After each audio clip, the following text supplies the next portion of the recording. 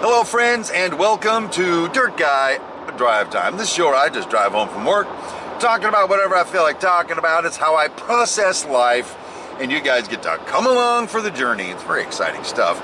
If you ask me, and even if you didn't, I'm going to tell you. Today is Monday, August the 26th, and as always, on my way home from work. And I got to tell you, well, first of all, the cool thing is my GPS says 30 minutes less than normal to get home.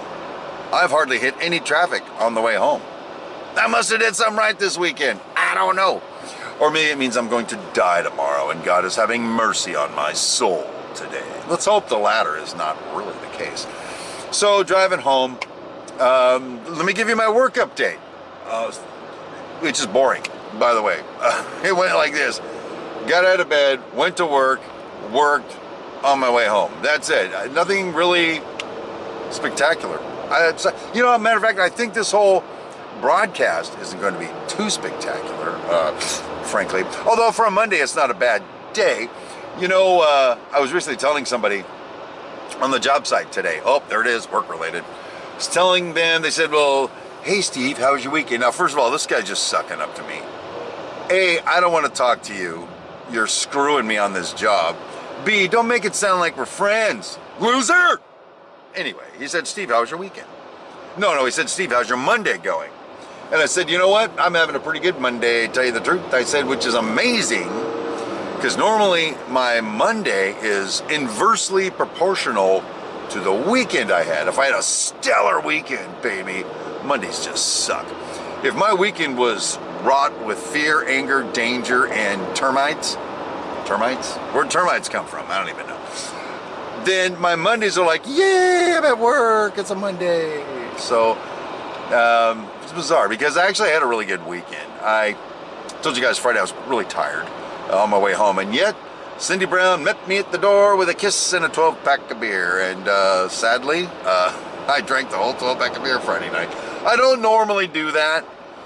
That's kind of like a party kind of thing, but I was rocking. I was out in that hobby room till midnight, working on my model railroad. I got some cool stuff done. That was fun.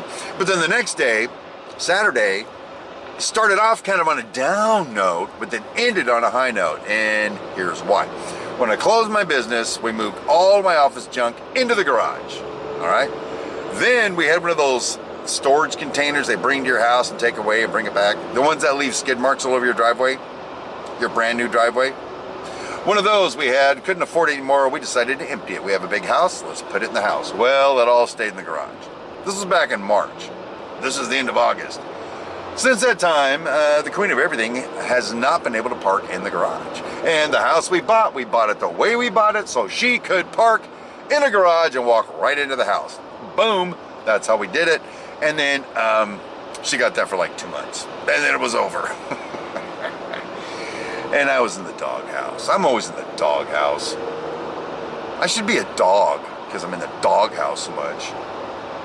Anyway, I don't like sniffing people's butts, so I don't think I'll be a dog.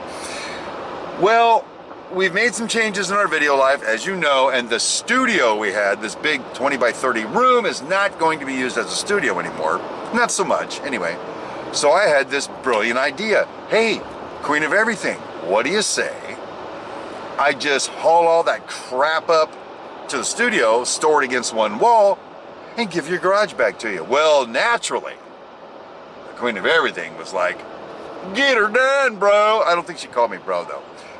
I think she said something like, that would be lovely, sweetheart. No, she didn't say that either. I don't know what she said. I was drinking. Just kidding. That was part of the conversation we had when we were on our long vacation, by the way, our 3-day vacation. So when I say it started on a low note, ended on a high note, when I got up Saturday morning, I was feeling like a train wreck because I drank all those beers on Friday night and went to bed late. But I got up, again, feeling like a train wreck. It was 3,000 degrees outside and twice as hot in the garage, even with the doors open. But I started slowly but surely moving stuff, walking upstairs with stuff, and we have some heavy stuff, filing cabinets with stuff in it.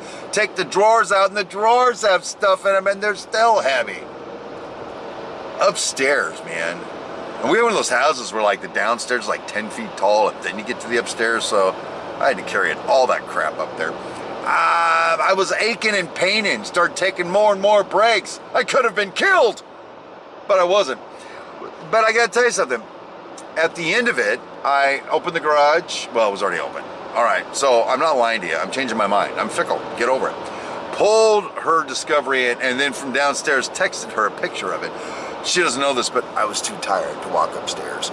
So texted her a picture of her car in the garage. So that actually ended on a high note because she almost peed herself. She was so excited that she could park in the garage again and actually walk into the house. I made it plenty of room. It's amazing stuff.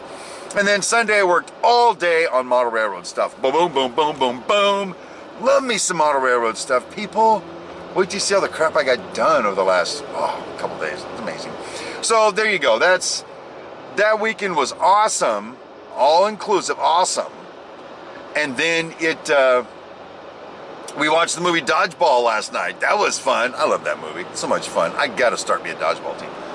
And then went to bed, and then, you know, you'd expect Monday to suck, but just Monday. And God is gifting me with a decent ride home. What do we got? Well, we're only like 6 minutes into this thing. Let's keep rolling, baby. Because, you know, I got something on my mind I want to share with you guys. And maybe as a developing community, we can come to a consensus about this. And I'll tell you, the guys like the comedy. I like bringing the comedy. I'm kind of a whack job, in case you didn't notice that. Whack job. But there's some deeper thoughts that I have, and I like to share those sometimes too, but it's kind of uncomfortable. You know, I didn't start doing these things to build this massive viewer channel or anything. It's just how I just throw crap out there and see how it sounds, that kind of thing. And you guys are kind enough to come along on the journey with me, but there's some things that I'm feeling or thinking or pondering that I need to talk about at some point. Things about religion, mostly about religion, I guess. Now that I'm thinking about it, I guess I'm not going to talk about politics because I don't give a flying flockola about politics. Whatever, it's all screwed. It's all freaking corrupt anyway. Don't get me started on politics because I don't care enough about it. So then why get me started on it? Now I'm babbling, I'm sorry. But stuff of like a religious nature, a little more difficult to talk about because people feel very strongly about their belief system. And I feel pretty strongly about mine. But when I was in Bible college, for lack of a better word, one of the classes I took was postmodern philosophy, which is the philosophies that developed after the modern philosophy, all right? It's too long to explain, but postmodern philosophy.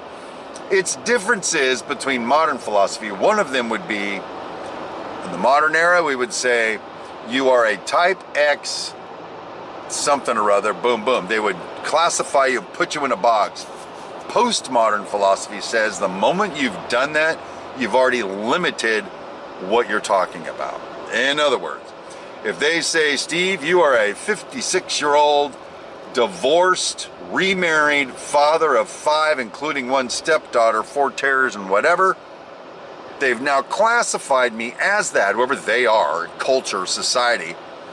And so that's what I'm limited to. I can't be anything else. And our culture won't let you be anything else, frankly, because that's what we're accustomed to. So if that doesn't make a whole lot of sense, and maybe as time develops, I can explain it a little better. But that leads to a much broader discussion, for me anyway.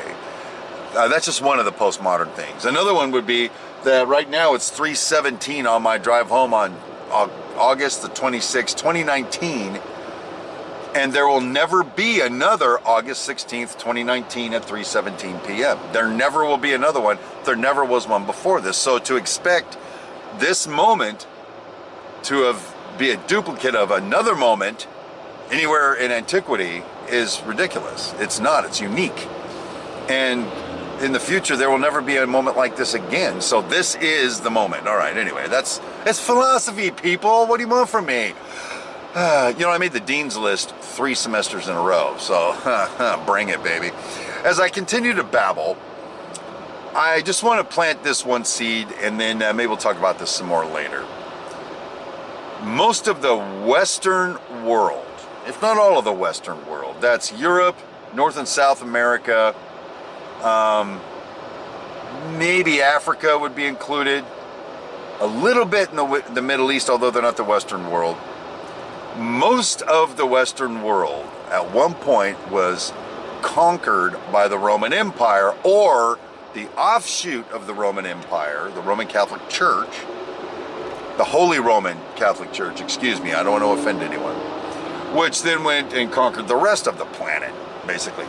So think about this. Whatever religious belief system was developed in that early stage of time, early stage of the actual Roman Empire, that determined culture, morals, values, virtues, right? So that message then has been permeated since then all over the world.